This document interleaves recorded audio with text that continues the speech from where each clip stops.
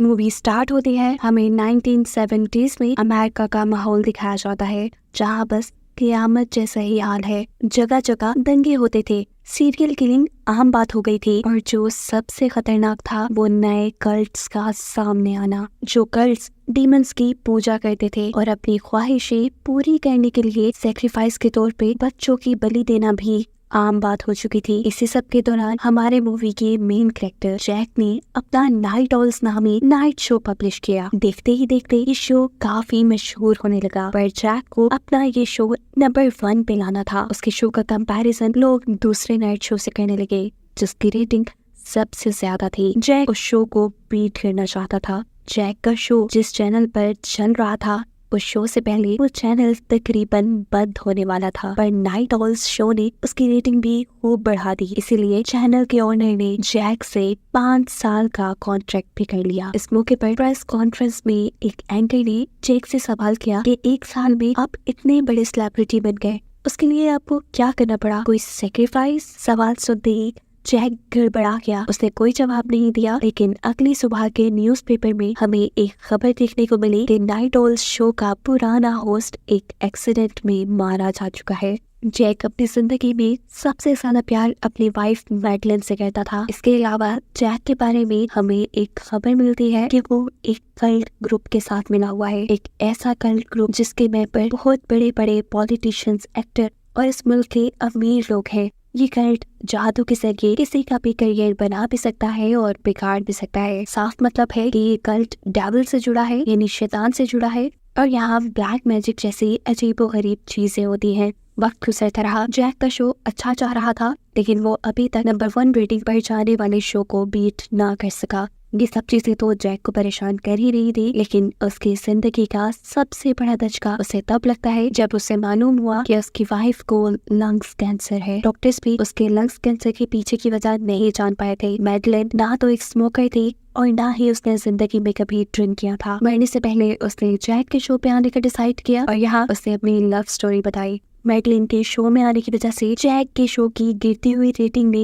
अचानक ही हाइट पकड़ ली, लेकिन अभी तक वो अपने कंपेटिटर को बीट नहीं कर पाया। 2 हफ्ते बाद ही मैडलिन की भी डेथ हो गई और ये जैक के लिए बहुत बड़ा सदमा था। वो शो को छोड़कर ऐसा गायब हुआ कि किसी को उसकी खबर नहीं रही, और फिर दोबारा वापस आया पूरे 1 माह बाद। वापस आने के बाद जैक पहले की तरह अपना शो नहीं चला पाया। अपने कंपेटिटर को टक्कर देना तो दूर, उसकी शो की रेटिंग इतनी गिर गई कि अब उसे डर था कि चैनल के ओनर उसे इस शो से निकाल देंगे, क्योंकि उसका कॉन्ट्रैक्ट भी पूरा होने वाला है। जैसे तैसे इस शो को चलाने के लिए जैक ने बहुत सी प्लानिंग्स की। जैक के पास अब कोई रास्ता नहीं था। आखिर उसने फिर एक ऐसा शो प्लान किया जिससे उसकी शो की रेटिंग बहुत ज्यादा बढ़ जाए। ये वक्त था 1977 का, हैलोवीन की रात। उसने शो में बुलाया एक ऐसे इंसान को जो कि सोल से बातें कर सकता है, एक मैजिशियन जो कि भूत या पैरानॉर्मल चीजों पर यकीन नहीं रखता। उसका मानना है कि ये सब लोगों को हिप्नोटाइज करके दिखाया जाता है। तीसरी गेस्ट थी डॉक्टर जून, जो कि एक साइकियाट्रिस्ट थी, और यहाँ वो एक लिली नामी लड़की के साथ आने वाली थी।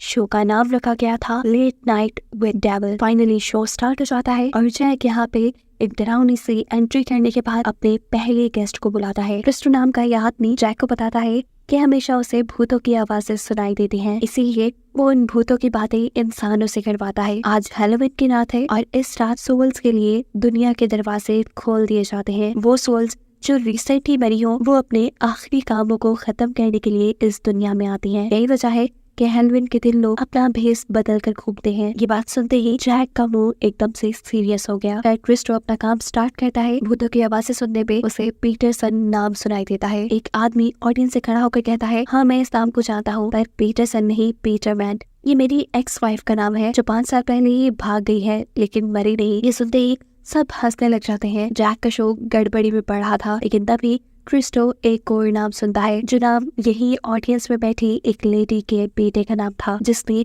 5 साल पहले सुसाइड कर ली थी। ये सब सुनते ही एकदम से ऑडियंस को चुप लग गई। अब ब्रेक का टाइम भी हो चुका था, जैक ब्रेक पे जाने वाला था, लेकिन तभी अचानक हम देखते हैं कि क्रिस्टो की हालत काफी खराब हो चुकी है। उसका दिमाग कोई चकर रहा है। उसके मुताबिक ये कोई सोल है मिनी नाम की। जैक यहाँ बैठे सब लोगों से पूछता है कि कोई मिनी नाम की किसी लड़की को जानता है, लेकिन यहाँ कोई भी मिनी को नहीं जानता था। ये सुनने के बाद वो सोल क्रिस्टो को और भी ज्यादा दर्द देने लगी। ऐसा होते हुए हम यहाँ की लाइट्स को भी फ्लिकर होते देखते हैं। क्रिस्टो की हालत इतनी खराब हो गई थी कि उसकी आंखें तक पीछे की तरफ मुड़ गई। उसकी हालत देखते हुए जैक जब उससे पूछता है कि इस सोल को किससे बात करनी है, तो क्रिस्टो बताता है इस शो में मौजूद एक ऐसे आदमी से जो अनमैरिड है, लेकिन उसके हाथ में वेडिंग रिंग है। ये कहते ही दोबारा से लाइट फ्लिकर हुई और क्रिस्टो नीचे गिर गया, ऐसे जैसे सोल ने उसे छोड़ दिया हो। ब्रेक में हम देखते हैं कि क्रिस्टो की हालत इतनी खराब हो रही है कि उसके नाक से खून आ रहा है, लेकिन कोई उसे बॉदर नहीं करता। शो में जैक दोबारा एंट्री करता है और इस मर्तबा उसने अपने दूसरे गेस्ट यानी एक मैजिशियन को बुलाया था। इस मैजिशियन का मानना है कि इस दुनिया में पैरानॉर्मल कुछ भी नहीं, यानी भूत या कुछ भी नहीं, जो सब कुछ भी यहाँ है वो लोग हिप्नोटाइज करके दिखाते हैं, और यही चीज वो आज प्रूव करने वाला था। वो चाहता है कि कोई भी उसे गलत साबित करे और उसे $1,00,000 का चेक ले जाए, पर आज तक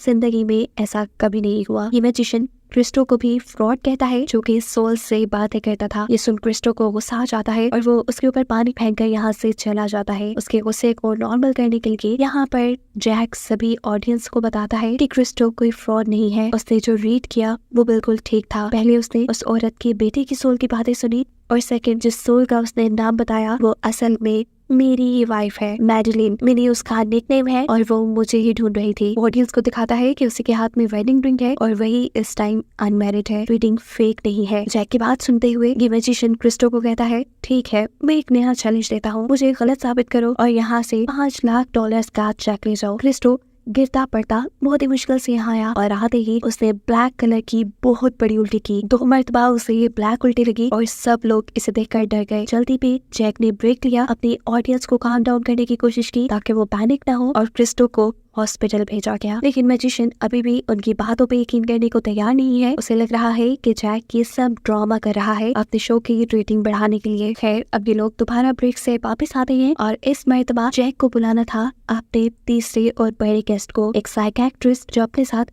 अपनी एक ऐसी पेशेंट को लेके आई थी जिसकी बॉडी के अंदर डेविल आ जाया करता था। उसको बुलाने से पहले जैक अपनी ऑडियंस को दिखाता है कि आखिर साइकियाट्रिस्ट को ये बच्ची मिली कहाँ। तो ये कहानी जुड़ी है एक आम से घर से। दिखने में ये आम सा घर अंदर से एक कल्ट सेंटर था, जहाँ पर डेविल की पूजा की जाती थी। वहाँ के लोग उसे अपना गॉड मानते थे। ये लोग अपनी ख्वाहिशें पूरी करने के लिए छोटी बच्चियों की बलि दिया करते थे, और बलि देने के लिए इन बच्चों को पैदा भी इसी कल्ट सेंटर में किया जाता था। इस कल्ट सेंटर में रहने वाली हर लड़की सिर्फ सेक्रीफाइस करने के लिए बच्चे पैदा करती थी, और उसके बाद डेविल के एक स्पेसिफिक चाकू से उन्हें मारकर सेक्रीफाइस कर देती थी। जो कोई भी ये रिचुअल देख लेता था वो डेविल के काबू में आ जाया करता था। ये सिलसिला जब बहुत ज्यादा बढ़ गया तो आखिर FBI ने उस कल्ट सेंटर के ऊपर रेड की। 4 दिन तक इनकी छोटी सी जंग चलती रही। कल्ट सेंटर का कोई भी मेंबर वहाँ से बाहर नहीं निकल पाया, और आखिर जब उन्हें लगा कि वो हारने वाले हैं तो उन्होंने अपने साथ साथ इस कल्ट सेंटर को भी एक बम से खत्म कर दिया। सो फाइनली उस कल्ट सेंटर के साथ साथ डीमन के सभी फॉलोअर्स भी मारे गए, लेकिन यहाँ पर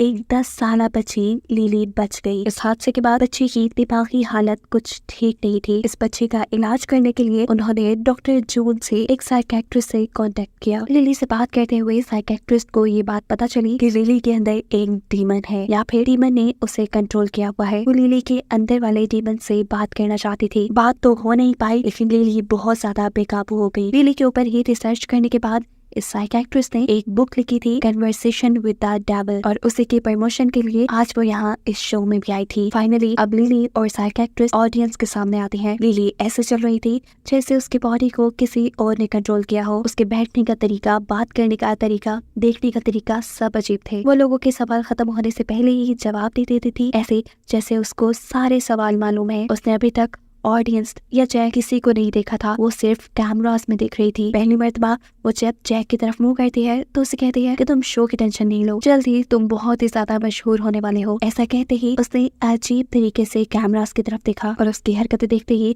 जैक को ब्रेक लेना पड़ी। जैक जब बैक स्टेज जाने लगा तो इस मर्तबा लिली ने उससे सवाल किया, क्या मैं खूबसूरत नहीं हूँ? उसकी आवाज सुनते ही जैक के कदम रुक गए। उसकी आवाज अब उसकी नहीं किसी और की लग रही थी, शायद मैगलिन की आवाज। उसकी बातें सुनकर जल्दी से साइकियाट्रिस्ट जैक को साइड पे ले जाकर ये शो बंद करने को कहती है। वो उससे कहती है कि हमें लिली के डीमन को इस शो पे नहीं बुलाना चाहिए क्योंकि जरूर कुछ ना कुछ गड़बड़ है। वो कल से तुम्हारा नाम ले रही है। मैं तुम्हें बार बार ये बात बताना चाह रही थी लेकिन मुझे टाइम नहीं मिला। इससे पहले कि लिली तुम्हारे लिए कुछ गड़बड़ी करती तुम्हें ये शो बंद कर देना चाहिए। लेकिन शो की बढ़ती हुई रेटिंग देखकर जैक उसकी बात मानने से इनकार कर देता है। उनकी इन्हीं बातों के दौरान यहाँ पर शो का प्रोड्यूसर आ जाता है जो जैक को एक साइड पर ले जाकर उसे बताता है कि क्रिस्टो ब्रेन हैमरेज की वजह से मर गया और इस खबर ने एकदम से उसके सारे हवास खत्म कर दिए थे। इस टाइम उसके लिए सबसे इम्पोर्टेंट ये शो था, इसलिए उसने प्रोड्यूसर को कहा कि यहाँ मौजूद किसी को भी उसके दर्द के बारे में कुछ पता नहीं चलना चाहिए। जैक दोबारा ब्रेक से वापस आकर शो को स्टार्ट करता है और इस मर्तबा साइकियाट्रिस्ट से कुछ सवाल करता है, जैसा कि क्या लिली के अंदर जो डीमन है वो अब्रेक्सिस है? जवाब में साइकियाट्रिस्ट कहती है, नहीं, मुझे लगता है किसी आम सी लड़की की सोल इस वक्त लिली के अंदर है जो अब्रेक्सिस डीमन को फॉलो करती है। उनकी बातों को मैजिशियंस मजाक में उड़ाने रखा था। जैक मैजिशियन की बातों को इग्नोर करते हुए लिली से पूछता है कि तुमने डीमन का नाम रिगल क्यों रखा हुआ है? जिसके जवाब में लिली कहती है क्योंकि वो अचानक से मेरे दिमाग के अंदर आ जाता है और अचानक से निकल भी जाता है। उसकी बात कहते ही यहाँ पर दोबारा से एक टेक्निकल ग्लिच दिखाई दी। कैमरास फ्लिकर हुए और एक अजीब सी आवाज सबके कानों में पड़ी। ये आवाज इतनी तेज थी कि यहाँ मौजूद सभी शीशे भी टूट गए। एक आदमी ने जब स्टोन को बंद करने की कोशिश की तो उसे बहुत बुरा करंट लगा। मैजिशियन ने जाकर जल्दी से उस साउंड का प्लग बाहर निकाल दिया। मैजिशियन का मानना था कि ये सब जैक का प्लान है, लेकिन लिली यहाँ कहती है कि नहीं, ये मेरे डीमन ने किया है। जैक कहता है अगर तुम्हारा डीमन यही तुम्हारे पास है तो क्यों ना उससे बात की जाए। उसकी बात सुनते ही साइकियाट्रिस्ट घबरा जाती है क्योंकि कॉन्ट्रैक्ट में ये बात नहीं की गई थी कि शो पे डीमन से बात की जाएगी। जैक अपनी बात के ऊपर अड़ा रहा और यहाँ साइकियाट्रिस्ट कुछ बोल भी नहीं पाई। साइकियाट्रिस्ट ऐसा करना नहीं चाहती थी, लेकिन लिली जब खुद डीमन से बात करने के लिए राजी हो जाती है तो साइकियाट्रिस्ट इस बारे में कुछ नहीं कर सकती। अब तो ऑडियंस भी डेविल को बात करता हुआ देखना चाहते थे। जैक एक और मर्तबा ब्रेक पे चला जाता है और यहाँ उसकी टीम का एक मेंबर उसे साइड पे ले जाकर कहता है कि मैं जानता हूँ कि क्रिस्टो मर गया है। अभी ये ग्लिच जो देखी ये सब डीमन कर रहा है ना, अगर ऐसा ही है तो तुम प्लीज इस शो को यही बंद कर दो वरना तुम पछताओगे। लेकिन जैक अपने शो की बढ़ती रेटिंग देखकर किसी की भी बात मानने को तैयार नहीं था। शो दोबारा शुरू होता है। साइकियाट्रिस्ट यहाँ ऑडियंस को बताती है अगर कोई भी डीमन या पैरानॉर्मल चीज यहाँ मौजूद है तो वो कई तरह से अपने आप को जाहिर कर सकती है। यहाँ टेक्निकल ग्लिच हो सकता है, कुछ चीजें टूट फूट सकती है और हमारी दुनिया में उसकी एंट्री लिली के अंदर ही पॉसिबल है। जो भी आप देखें या सुने वो आपको जरूर डरा सकता है, आप उसके काबू में भी आ सकते हैं, लेकिन बेहतर यही होगा कि आप लिली का ध्यान ना भटकाएं। साइकियाट्रिस्ट ने अपना सेशन स्टार्ट किया और यहाँ लिली के अंदर के डीमन को बाहर बुलाया। जैसे साइकियाट्रिस्ट ने कहा था कि जैसे ही डीमन यहाँ आएगा उन्हें कोई ना कोई ग्लिच दिखाई देगी। यहाँ पर कैमरास में ग्लिच दिखाई गई और लाइट्स फ्लिकर हुई। लिली के चेहरे के साथ साथ उसकी आवाज और उसके एक्सप्रेशन भी बिल्कुल चेंज हो चुके थे। ये डीमन साइकियाट्रिस्ट से काफी मर्तबा बात कर चुका था, लेकिन अब साइकियाट्रिस्ट उसे इतने सारे लोगों के सामने बुला ले कि उसे यकीन नहीं था। वो इतने लोगों को देखकर घबरा रहा था। साइकियाट्रिस्ट उसे रिलैक्स करते हैं और उससे कहते हैं कि हम तुमसे तुम्हारे मकसद जानने के लिए बात करना चाहते हैं और कुछ भी नहीं। ये बात सुनते ही उसका ध्यान गया जैक के ऊपर। वो जैक को देखकर कहता है तुमसे मिलकर अच्छा लगा जैक। जैक उससे कहता है कि हम तो पहली मर्तबा मिल रहे हैं। जवाब में डीमन कहता है पागल मत बनो, हम पहले भी मिल चुके हैं घने पेड़ों के दरमियान में, उसी कल्ट ग्रुप के दरमियान में जिसके तुम मेंबर हो। अब क्योंकि ये डीमन जैक की पर्सनल बातें बताने लगा था, इसीलिए साइकियाट्रिस्ट चाहती थी कि डीमन अब यहाँ से वापस चला जाए, लेकिन डीमन उसकी बात नहीं मानता। वो यहाँ पर पूरी ऑडियंस को जैक और साइकियाट्रिस्ट की दोस्ती के बारे में बता देता है। ये सुनते ही साइकियाट्रिस्ट को इतना गुस्सा आया कि उसने डीमन को ही थप्पड़ मार दिया। ऐसा करते ही वो शदीद गुस्से में आ गया और यहाँ पहली मर्तबा सिर्फ चंद लम्हों के लिए उसने अपना डीमन वाला चेहरा सबको दिखाया। सभी ये देखकर डर गए, यहाँ तक कि साइकियाट्रिस्ट खुद भी। अब साइकियाट्रिस्ट अपने गले में पहना एक लॉकेट दिखाकर कोई अजीब सा मंत्र पढ़ने लगी जिससे वो इस डीमन के खतरे से बच जाए। लेकिन डीमन इन मंत्रों को सुनने के बाद भागने के बजाय खुद ही साइकियाट्रिस्ट के साथ ये मंत्र पढ़ने लगता है। दोबारा ये लड़की अपना चेहरा जैक की तरफ करती है और उससे पूछती है तुमने ऐसा कैसे करने दिया जैक। इस मर्तबा उसकी आवाज एक लड़की जैसी लग रही थी, मानो उसके अंदर मैडलिन की रूह आ गई हो। अचानक से यहाँ पे एक बिजली की लहर दौड़ी और हम लिली की चेयर को आसमान में उड़ता हुआ देखते हैं। ऐसा होते ही जैक ने ब्रेक ले ली। उसके शो के प्रोड्यूसर ने उसे बताया कि उसकी शो की रेटिंग बहुत तेजी से बढ़ रही है। उसने अपने कंपेटिटर को भी बीट कर दिया है और पूरा मुल्क उसे देख रहा है। इस चीज ने उसकी सारी टेंशन्स भुला दी। वो बहुत ज्यादा खुश था, लेकिन फिर उसके दिमाग में एक बात आई कि आखिर में मेरी की आवाज उससे मैडलिन जैसे लगी। उसकी बात सुनते ही प्रोड्यूसर कहता है कि अगर ये मैडलिन होती तो जरूर तुम्हें यहाँ अप्रिशिएट करती। जैक ब्रेक से वापस आता है और यहाँ पे जो मैजिशियन था वो ऑडियंस से कहता है कि अभी जो सब आप लोगों ने देखा, डेविल का चेहरा, उसकी आवाज, की सब झूठ है और मैं ये प्रूफ करके रहूंगा। ऐसा करने के लिए वो एक आदमी को अपने सामने बुलाता है। उसने यहाँ पे एक पेंडोलम निकाला और उससे सभी को, ऑडियंस को, जैक को, यहाँ तक के कैमरा से दूर बैठी ऑडियंस को भी हिप्नोटाइज कर दिया। यहाँ मैजिशियन अपने सब्जेक्ट से कहता है कि तुम्हें वॉर्म्स से डर लगता है, मैं जानता हूँ। क्या तुम जानते हो कि वॉर्म्स इंसानों के जिस्म में भी होती है? उसके कहते ही अचानक ही इस आदमी की बॉडी में कुछ होने लगा। उसने अपनी गर्दन पे हाथ लगाया तो उसकी गर्दन से अजीबो गरीब वॉर्म्स निकल रहे थे। उसने अपना पेट फाड़ा तो वहाँ से भी लगातार वॉर्म्स निकल रहे थे। ये देखकर सभी लोग घबरा गए सिवाय डेविल के। डेविल तो लगातार हंस रहा था। मैजिशियन अब अपनी हिप्नोटिज्म तोड़ने की कोशिश करता है, लेकिन वो नहीं टूटता। सिचुएशन काबू से बाहर होती जा रही थी। इस आदमी की आंख फटकर भी वहां से एक बड़ा सा वॉर्म बाहर निकल आया। फिर तब यहाँ पर मैजिशियन ने कुछ वर्ड्स बोले जिससे सारी सिचुएशन काबू में आ गई और उसने दिखाया कि इस आदमी को कुछ भी नहीं हुआ था। ये जो वर्म्स सबने देखे ये असल में उसकी हिप्नोटाइजेशन की वजह से थे। वो आदमी बिल्कुल सही सलामत था। मैजिशियन यहाँ कहता है कि मैंने वो किया जो आप लोगों के साथ यहाँ साइकियाट्रिस्ट ने किया था। मैंने आप सबको हिप्नोटाइज करके वही दिखाया जो मैं दिखाना चाहता था। अभी मैजिशियन सच बोल रहा है कि नहीं, ये बात प्रूफ करने के लिए ये लोग कैमरास में रिकॉर्ड हुई वीडियो को रिवाइंड करते हैं, जहाँ वो देखते हैं कि ऑडियंस ने जितना कुछ देखा था वो वाकई ही उसकी हिप्नोटाइजेशन की वजह से था। अब जैक कहता है कि साइकियाट्रिस्ट ने भी ये सब हकीकत में किया है। इस चीज को भी प्रूफ करने के लिए कैमरास की वीडियोस को ही रिवाइंड करना चाहिए और इस मर्तबा रिवाइंड करने पे उन्हें पता चलता है कि जितना सब कुछ भी ऑडियंस ने पहले देखा था, डेविल की आवाज, वो सब सच था।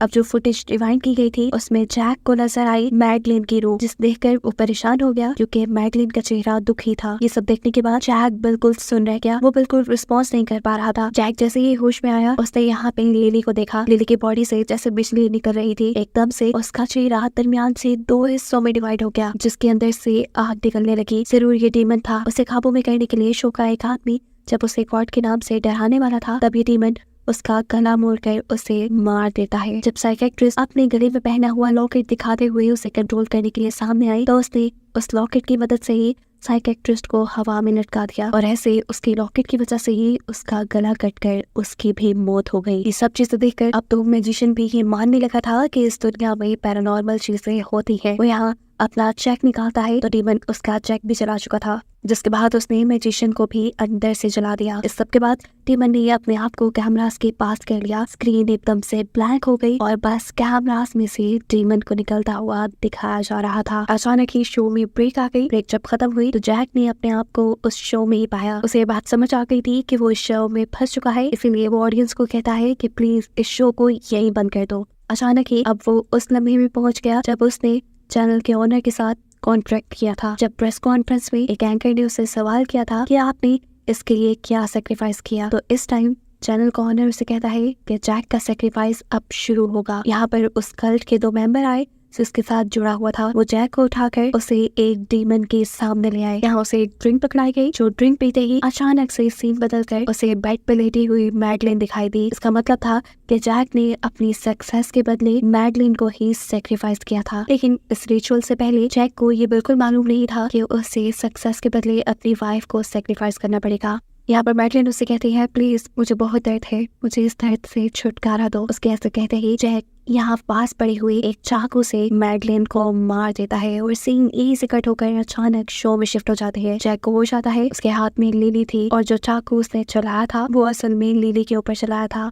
अचानक ही पुलिस सायरन बजने लगा और मालूम हुआ कि यहाँ पे पुलिस आ चुकी है। ये सब कुछ लाइव चल रहा था। उसने यहाँ लिली को मार दिया था और लाइव शो में ये सब ने देखा था और इस अजीब से एंडिंग के साथ ये मूवी यही खत्म हो गई।